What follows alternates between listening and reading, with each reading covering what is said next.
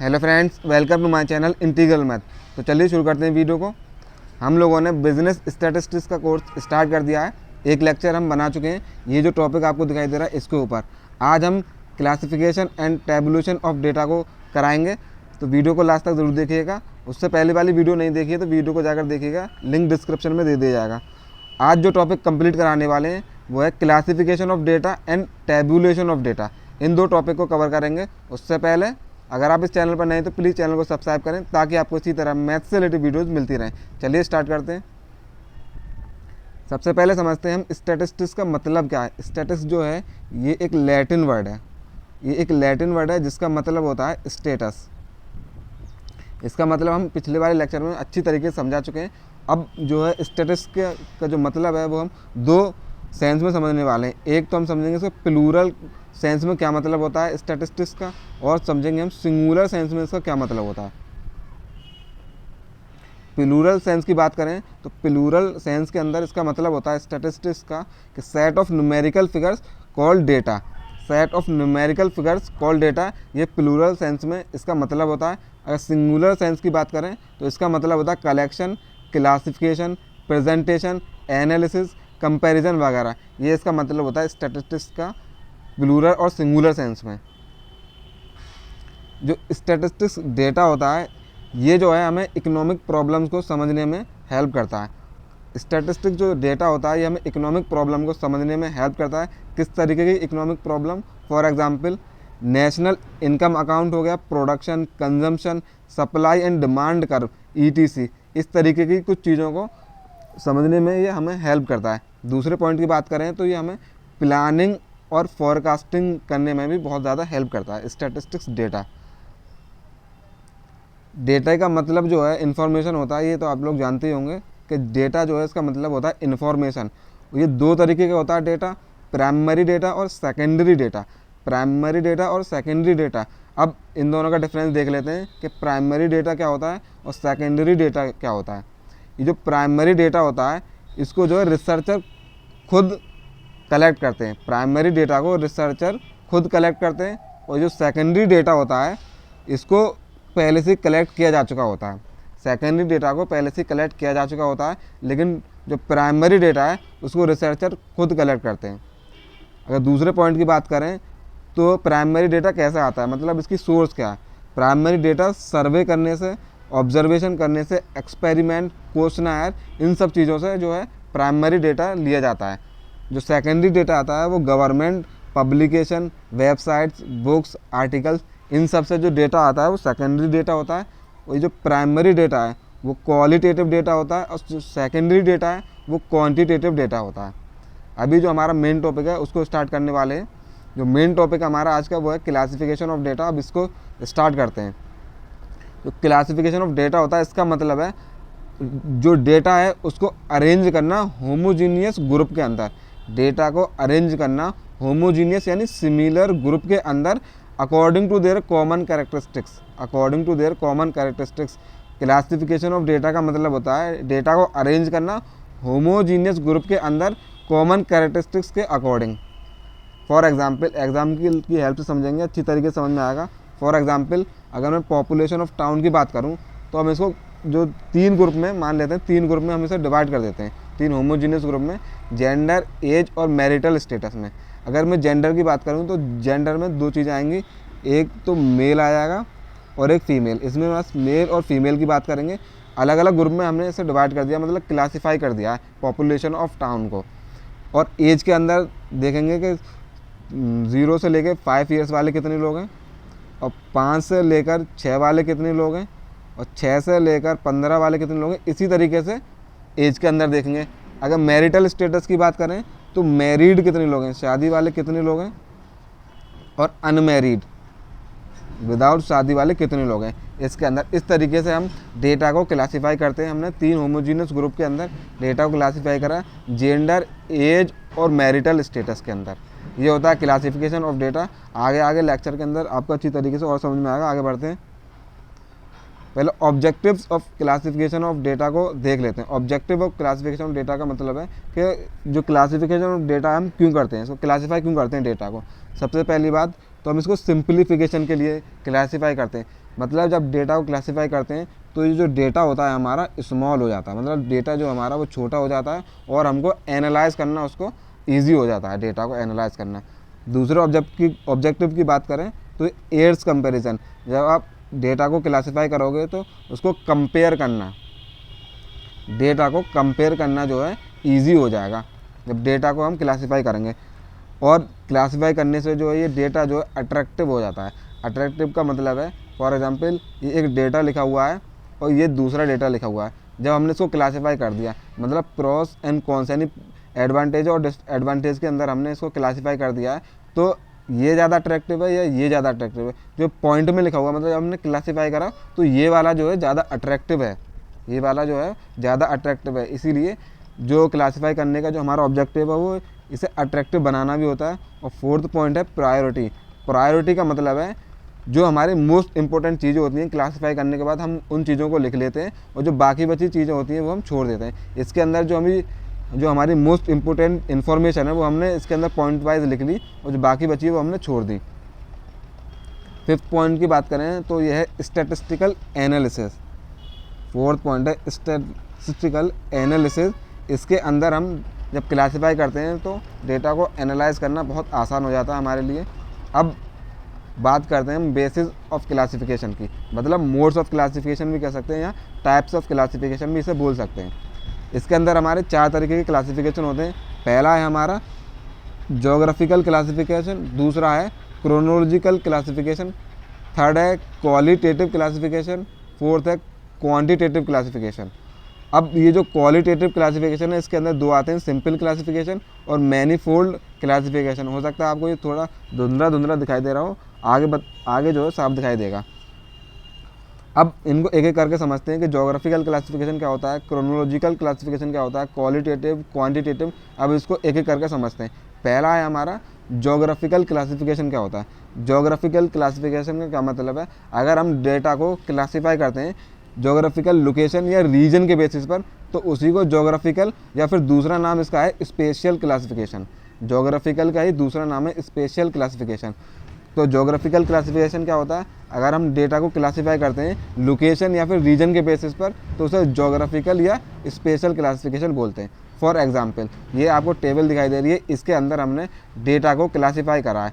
ये different state given है, आसाम, बिहार, गोवा, गुजरात। ये जो है हमने इसकी जो पॉपुलेशन है, कंट्री की पॉपुलेशन को हमने डिफरेंट स्टेट यानी कि एरिया वाइज, रीजन वाइज हमने क्लासीफाई कर दिया। जो आसाम है उसकी पॉपुलेशन इतनी है, बिहार की पॉपुलेशन इतनी है, गोवा, गुजरात, हरियाणा की पॉपुलेशन इतनी है। मतलब जो हमने डेटा उसको क्लासीफाई कर दिया रीजन के बेसिस पर, रीजन के बेसिस पर हमने डेटा को क्लासीफाई कर दिया। ये हमारा जोग्राफिकल क्लासिफिकेशन होता है। और दूसरा हमारा क्रोनोलॉजिकल क्लासिफिकेशन क्या होता है। क्रोनोलॉजिकल क्लासिफिकेशन का दूसरा नाम होता है टेम्पोरल क्लासिफिकेशन। क्या, टेम्पोरल क्लासिफिकेशन क्रोनोलॉजिकल क्लासिफिकेशन का दूसरा नाम है। ये होता है अगर हम डेटा को क्लासीफाई करते हैं टाइम पीरियड के बेसिस पर, अगर हम टाइम पीरियड के बेसिस पर डेटा को क्लासीफाई करते हैं तो वो हमारा क्रोनोलॉजिकल क्लासिफिकेशन होता है।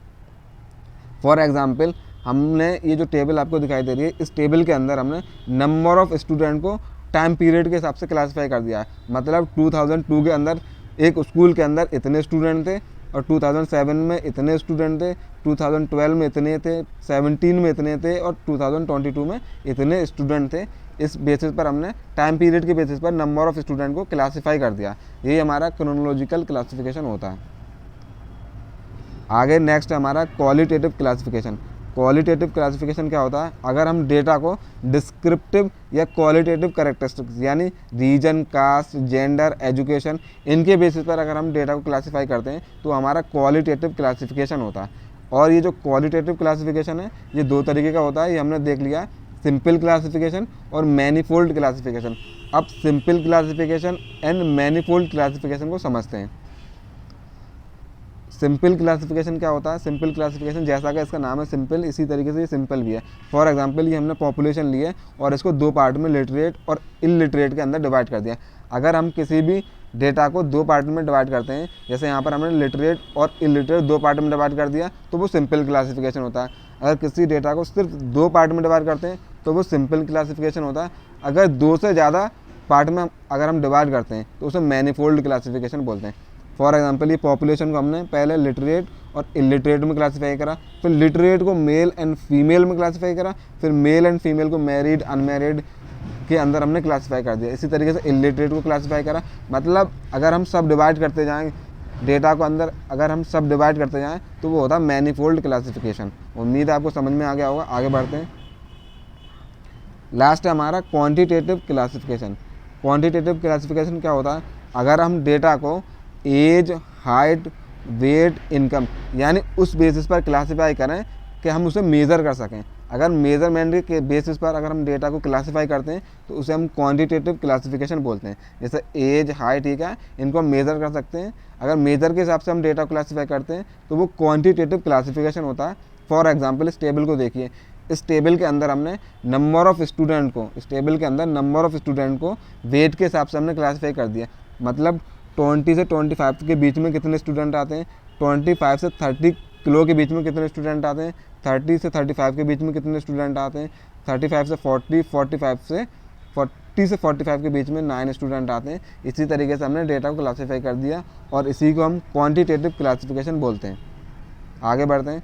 अब जो हमारा नेक्स्ट टॉपिक है वो है tabulation of data. Tabulation of data क्या होता है?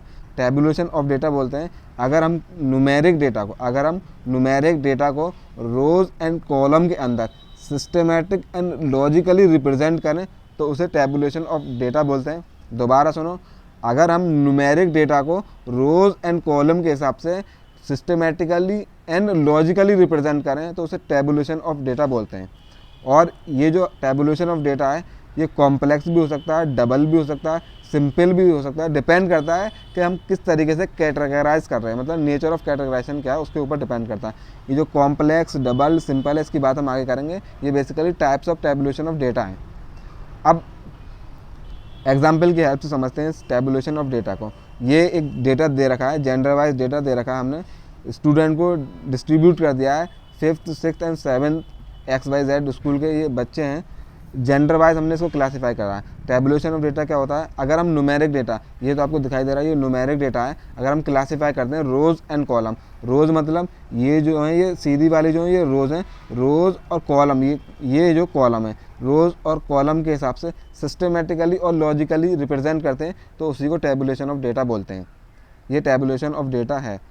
अब समझते हैं objective of tabulation of data क्या है। ऑब्जेक्टिव क्या है, मतलब डेटा को हम टैबुलेट क्यों करते हैं।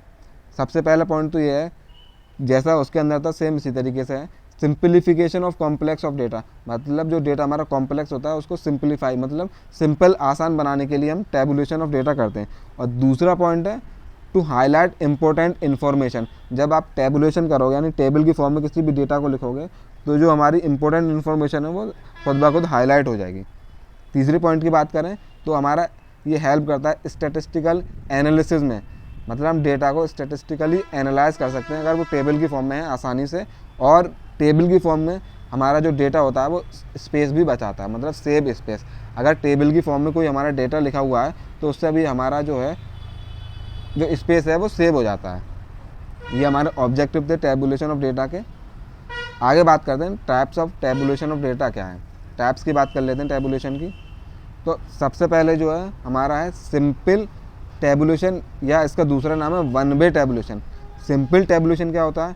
सिंपल टैबुलेशन बोलते हैं अगर हम डेटा को टेबल के अंदर एक कैरेक्टरिस्टिक्स के हिसाब से रखते हैं। मतलब अगर हम डेटा को टेबल के अंदर वन कैरेक्टरिस्टिक्स के हिसाब से रखते हैं तो उसे सिंपल टैबुलेशन या वन वे टैबुलेशन बोलते हैं। दोबारा सुनो, अगर हम डेटा को टेबल के अंदर एक कैरेक्टरिस्टिक्स के बेसिस पर रखते हैं तो उसे सिंपल टैबुलेशन या वन वे टैबुलेशन बोलते हैं। फॉर एग्जांपल हमने जो वर्ल्ड की जो पीपल ऑफ द वर्ल्ड, मतलब जो वर्ल्ड के लोग हैं उनको हमने क्लासीफाई कर दिया एक कैरेक्टरिस्टिक्स यानी वन सिंगल कैरेक्टरिस्टिक्स के हिसाब से, यानी रिलीजन के हिसाब से अगर हम वर्ल्ड के लोगों को क्लासीफाई करते हैं, टैबुलेट करते हैं तो ये हमारा सिंपल टैबुलेशन हो जाएगा। फॉर एग्जांपल ये यहाँ पर हमने रिलीजन के हिसाब से हमने लोगों को क्लासीफाई कर दिया, मतलब टैबुलेट कर दिया, तो ये हमारा सिंपल टैबुलेशन होगा। अगर एक कैरेक्टरिस्टिक्स के हिसाब से करते हैं तो सिंपल टैबुलेशन। और ये जो डबल टैबुलेशन या फिर टू वे टैबुलेशन होता है, इसका मतलब है अगर हम डेटा को टेबल के अंदर टू डिफरेंट कैरेक्टरिस्टिक्स के हिसाब से रखते हैं, अगर हम डेटा को टेबल के अंदर टू डिफरेंट कैरेक्टरिस्टिक्स के हिसाब से रखते हैं तो उसे डबल टैबुलेशन या टू वे टैबुलेशन बोलते हैं। डबल टैबुलेशन या टू वे टैबुलेशन बोलते हैं। फॉर एग्जांपल हमने जो है पीपल ऑफ द वर्ल्ड को दो अलग अलग कैरेक्टरिस्टिक के हिसाब से रख दिया, रिलीजन और जेंडर के हिसाब से। ये टेबल बनाई हमने और दो ग्रुप बना लिए, एक तो हमने रिलीजन के हिसाब से बना लिया और एक सेक्स के हिसाब से। इसी के अकॉर्डिंग अगर हम डेटा को रखते हैं उसे डबल टैबुलेशन या टू वे टैबुलेशन बोलते हैं। ये डबल टैबुलेशन हो गया। अब जो तीसरा है वो है कॉम्प्लेक्स टैबुलेशन। कॉम्प्लेक्स टैबुलेशन क्या होता है, अगर हम डेटा को टेबल के अंदर मैनी कैरेक्टरिस्टिक्स मतलब दो से ज़्यादा कैरेक्टरिस्टिक्स के हिसाब से रखते हैं तो उसे कॉम्प्लेक्स टैबुलेशन बोलते हैं। अगर हम डेटा को टेबल के अंदर मैनी कैरेक्टरिस्टिक्स यानी दो से ज़्यादा कैरेक्टरिस्टिक्स के हिसाब से रखते हैं तो उसे कॉम्प्लेक्स टैबुलेशन बोलते हैं। फॉर एग्जांपल जैसे रिलीजन हो गया, सेक्स हो गया, लिटरेसी हो गया, मतलब यहाँ पे 3 है, ETC मतलब 3 से ज़्यादा। अगर 3 से ज़्यादा या 2 से ज़्यादा के लिए रखते हैं तो वो हमारा होता है कॉम्प्लेक्स टैबुलेशन। फॉर एग्जांपल हमने यहाँ पर रख दिया ये रिलीजन हो गया, ये सेक्स हो गया और ये लिटरेसी हो गया, इस हिसाब से रखते हैं तो वो हमारा कॉम्प्लेक्स ऑफ टैबुलेशन कहलाता है। और यहाँ पर हमारा लेक्चर कंप्लीट हो चुका है। उम्मीद है आपको चीज़ें समझ में आई होंगी। हमने दो चीज़ें इंपॉर्टेंट थी कवर की हैं, एक क्लासिफिकेशन ऑफ डाटा और टैबुलेशन ऑफ डाटा। उम्मीद है आपको लेक्चर समझ में आया होगा। अगर वीडियो अच्छी लगी है तो वीडियो को लाइक करें, चैनल को सब्सक्राइब करें। Thank you for watching the video. मिलते हैं नेक्स्ट वीडियो के अंदर।